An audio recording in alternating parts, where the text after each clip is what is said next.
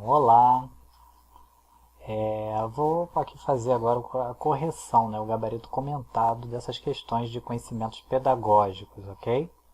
Então vamos lá, nessa primeira questão, né, essa prova é a prova de docente 1 da CEDUC de 2007, que foi feita pela CEPERJ, ok?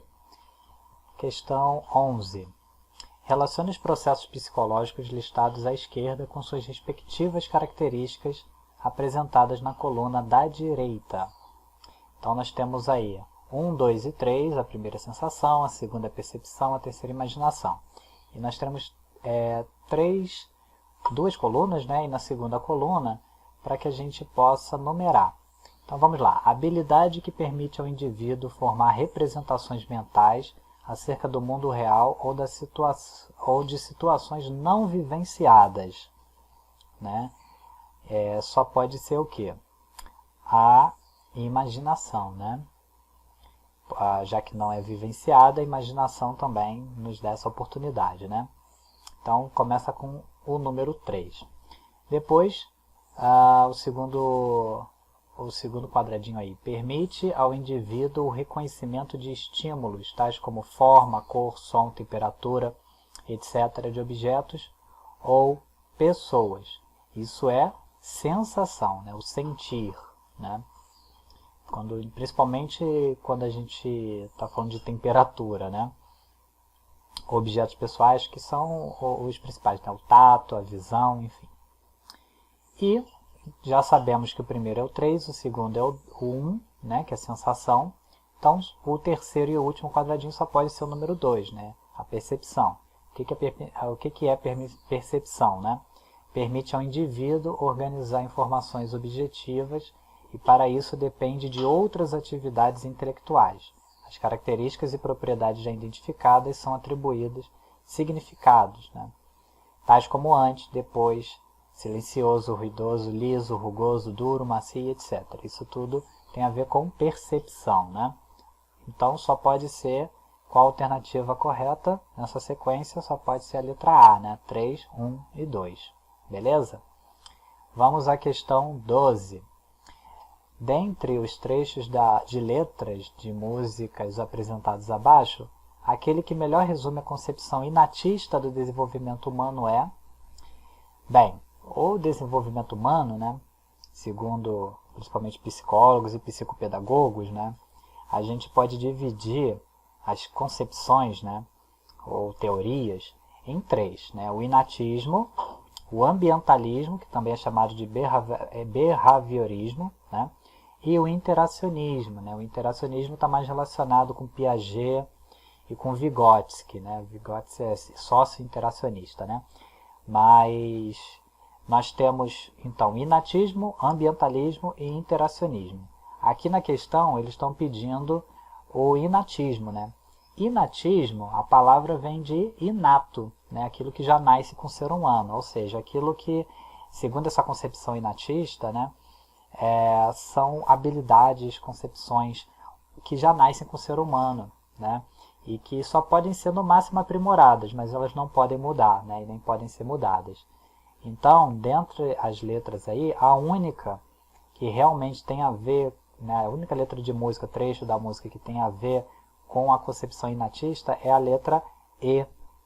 O pau que nasce torto não tem jeito, morre torto. Baiano burro, garanto que nasce morto.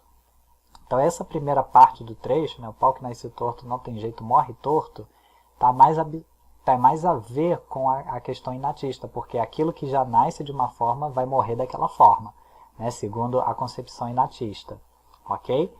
Eu achei interessante essa questão, né, porque ela mistura a questão da música, né, com a concepção, uma concepção pedagógica, né, isso é bem interessante, eu nunca tinha visto uma questão assim.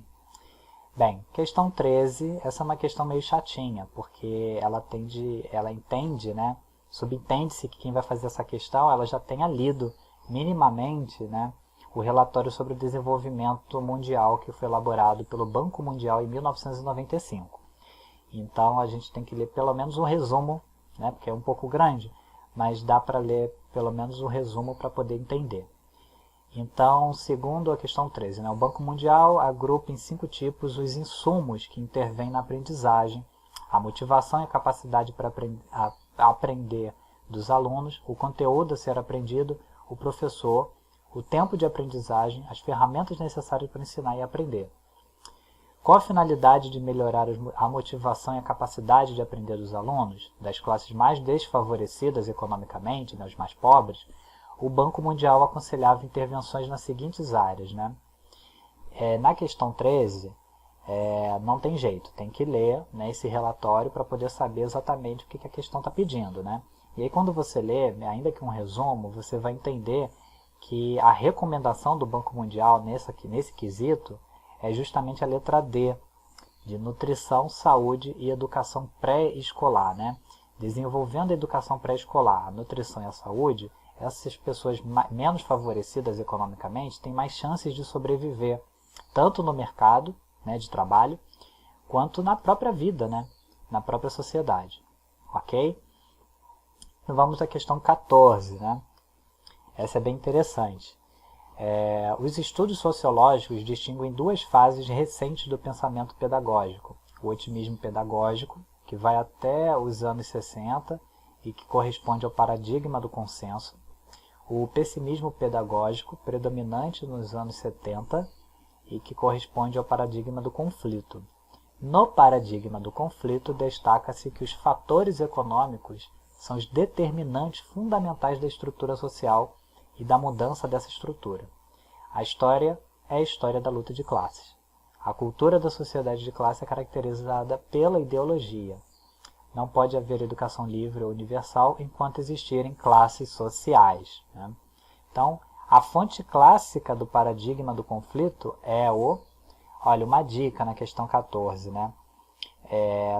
palavras-chave, tá? Toda vez que aparecer dizendo que a economia fundamental é a estrutura principal, o fator principal é o fator econômico, e outra palavrinha-chave que essa mata de vez a questão, luta de classes. Toda vez que aparecer luta de classes numa questão, ela está relacionada ao marxismo, gente.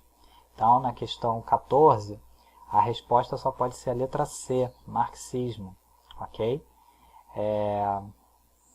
A letra A até tem um erro aí, neoliberalismo, tem um erro de grafia aí, mas enfim, dentre essas questões, as palavras-chave estão relacionadas ao marxismo, ok?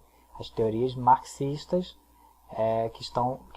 Marx é que desenvolve a ideia de luta de classes, dizendo que a história é a luta de classes, desde o princípio do surgimento dos seres humanos até os dias de hoje, a luta de classes só vai acabar o dia que o comunismo assumir, a gente deixar de viver numa sociedade capitalista e passar a viver numa sociedade comunista, Enfim, aí já entra no aspecto histórico-filosófico e sociológico, Mas eu não vou me estender não, só para dar essa dica mesmo, de toda vez que cair a ideia de luta de classe, essa palavra mata logo a questão. Luta de classe tem a ver com marxismo, ok? Questão 15. A escola se apresenta como experimental, preocupa-se mais com os problemas psicológicos do que com os pedagógicos ou sociais. Os livros, as aulas, o uniforme escolar, os procedimentos didáticos, os conteúdos, etc., têm importância secundária. O importante é propiciar ao aluno um clima favorável à realização pessoal. O professor é um facilitador, ele é receptivo, confiável, autêntico. A prática avaliativa é a autoavaliação. Bem, segundo os pressupostos de Carl Rogers, essa escola apresenta em suas práticas a tendência pedagógica denominada. A questão 15 ela tem a ver com as tendências pedagógicas, que são várias. E nessa questão aí, a resposta é a letra B, é uma liberal renovada não diretiva. Quais são as características dessa liberal renovada não diretiva? Que também é conhecida, mais conhecida como escola nova.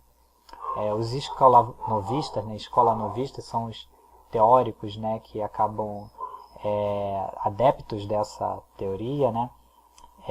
A liberal renovada não diretiva, ela enfatiza a formação de atitudes, O professor, na verdade, é um auxiliar das experiências, o foco é, de fato, o aluno, o objetivo é desenvolver inteligência, priorizando sempre o sujeito, né? Sempre o aluno.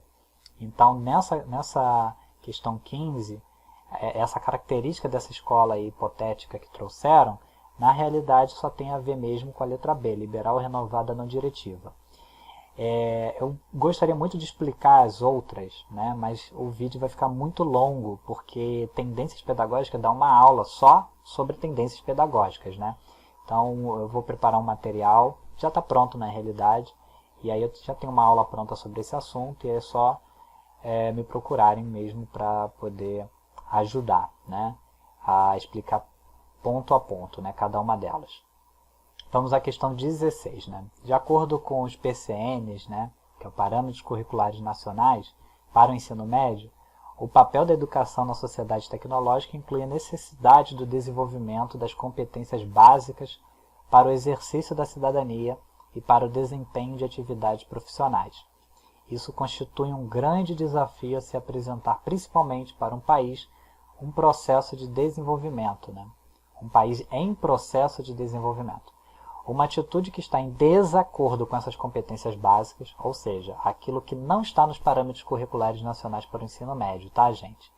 Então, no caso aqui, vamos ver aqui. A questão 16, a resposta seria a letra C, porque está permanentemente evitando riscos, né? Se vocês lerem os PCNs para o ensino médio, resumidamente, a letra A está conforme o que o PCN pede mesmo. Trabalhar em equipe, trabalhar bem em equipe, né? Conviver bem com pensamentos divergentes, né? Ser capaz de buscar conhecimento, saber comunicar-se de modo eficiente. Isso tudo está de acordo com as competências básicas. Isso daí tem que estar no sangue do professor de ensino médio, né? Agora, está permanentemente evitando riscos, aí não está muito. Se vocês verem, né, analisarem as alternativas, a letra C é a única que difere um pouco do ponto de vista positivo, né, das outras questões. Né? Então, a letra C é o gabarito da questão 16. Vamos à questão 17, né, mais uma vez sobre PCNs, né, que costumam realmente cair bastante. Né? Bem, os parâmetros curriculares nacionais agora é o PCN de ensino fundamental, né? Fazem uma análise dos índices de promoção, repetência e evasão dos alunos desse nível de ensino e a consequente distorção série/idade, que apresenta índices elevados. Para reverter esse quadro, alguns estados e municípios implementam programas de aceleração do fluxo escolar. Uma pesquisa realizada pelo MEC através do Sistema Nacional de Avaliação da Educação Básica, o SAEB, em 1995, aponta para o fato de que, quanto maior a distorção idade/série, pior o rendimento dos alunos em... Essa questão é mais tranquila, né? Porque é só vocês lembrarem sempre que as maiores dificuldades dos alunos são em língua portuguesa e matemática. Então, questão 17, pelo menos a maior parte dos alunos, né, eles têm realmente bastante dificuldade em língua portuguesa e matemática. Então, a questão 17, o gabarito é letra E de escola, ok? Vamos à questão 18. Analisando a educação no processo de transição para a democracia no Brasil, ao lado de mudanças, avanços, recuos e contradições desse processo, existiram também persistências. Uma delas, a de grande importância para o desdobramento desse processo, é o fato de a educação servir de termo de negociação entre correntes político-partidárias.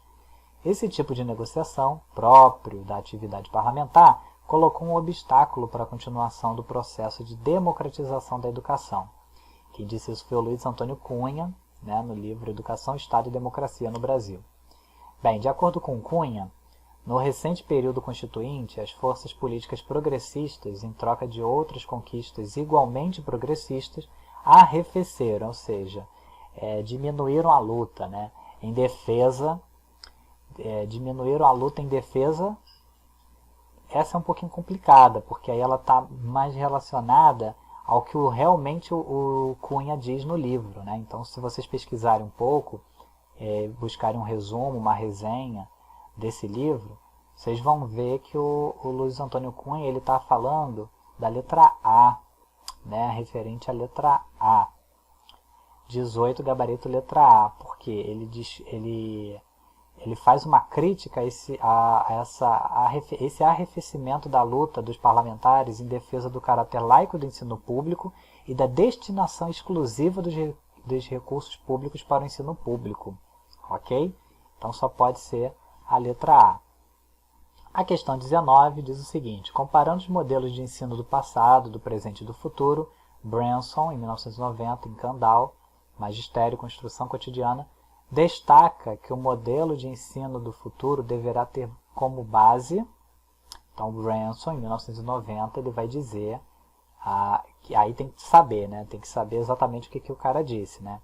Ele diz que a tecnologia deverá ter como base a tecnologia e um processo interativo centrado no aluno. Portanto, o gabarito só pode ser a letra A, ok? E aí é só buscando mesmo o que o cara disse lá no material, né, que está sendo referenciado aí na questão 19. Questão 20, essa é muito boa. Segundo Piaget, a criança passa por 3 períodos de desenvolvimento mental. O período de operações formais, quando a criança adolescente começa a lidar com abstrações e a raciocinar com realismo acerca do futuro, formando hipóteses, compreende de modo geral a faixa de idade entre, e aí essa fase, né, de operações formais, segundo o Piaget, né, é a partir dos 12 anos, né? Então, entre 11, né, e 15 anos é que isso vai acontecer. Portanto, o gabarito da questão 20 só pode ser a letra E, 11 e 15 anos, ok? Com relação ao que o Piaget, né, fala, a gente tem algumas ressalvas, né? Porque ele fala aí que são 3 períodos de desenvolvimento mental, né? Mas hoje em dia os teóricos trabalham com 4, né, períodos de fato, né, de acordo com as ideias de Piaget mesmo. Como esse concurso é de 2007, então ele está um pouco defasado, né? As quatro fases, né, os períodos, são, para o Piaget, sensório-motor, que vai do nascimento até os 2 anos de idade, em que as características são os reflexos básicos, a percepção de si mesmo e de objetos, né? Depois vem o período pré-operacional, né? A fase pré-operacional, que vai dos 2 anos de idade até os 7 anos de idade, onde a criança ela tem domínio da linguagem, ela consegue representar o mundo através de símbolos, então ela desenha, ela começa a representar papai, mamãe, né, desenhando. A criança na fase pré-operacional, ela é egocêntrica, né, ela pensa em si própria e no próprio prazer, na própria felicidade. Ela não tem empatia e ela é moralmente assim, ok? Então, psicologicamente, essa criança ela não consegue se colocar no lugar da outra, ok? Mas isso é apenas uma fase, né? Depois dos 7 anos de idade, entre 7 e 11 anos, 12 anos, entra operações concretas, né? A fase de operações concretas. Quando a criança começa a ter, né, a ideia de reversibilidade das ações, então ela sabe que uma ação tem uma reação, tudo que ela fizer ela vai poder sofrer uma consequência daquela ação que ela fez, né? Ela começa a usar a lógica nos processos mentais, né? E nessa fase, entre 7, 11 e 12 anos, a criança começa a ter a noção de tempo, né? Ela começa a utilizar o conceito de tempo e de número, né? Ela já tem condições para poder analisar isso. E por último, né, que a gente viu aqui como gabarito, são as operações formais, né? Que atualmente os teóricos trabalham com a idade de 12 anos em diante, né? 12, 16, por aí, 15 anos por aí. Aí, segundo o Piaget, a criança já tem idade adulta cognitivamente falando, ok? Ela já começa a utilizar a lógica, a dedução, ela raciocina sobre hipóteses, né? Ela começa a lidar com essas abstrações e a raciocinar, né? Com realismo acerca do futuro, formulando hipóteses, compreende de modo geral a faixa de idade entre 11 e 15 anos, ok? Então é isso, gente. Essa foi a nossa aula, né, de gabarito comentado de questões de conhecimentos pedagógicos do concurso da SEDUC de 2007, ok? eu vou ficando por aqui. Qualquer dúvida é só me contactar, beleza? Tchau, tchau.